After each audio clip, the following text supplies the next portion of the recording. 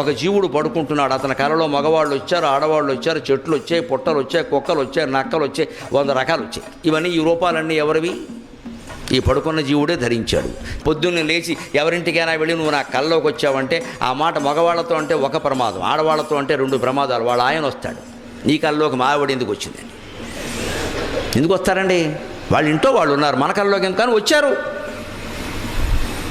నేను సాయంత్రం 4-5 మధ్యలో ఒక ఆవిడ నాకు ఫోన్ చేసి నాకు మీరు కల్లోకి వచ్చారండి. నయ్యం మా ఆవిడ ఇక్కడ లేదు కాబట్టి సరిపోయిందంట.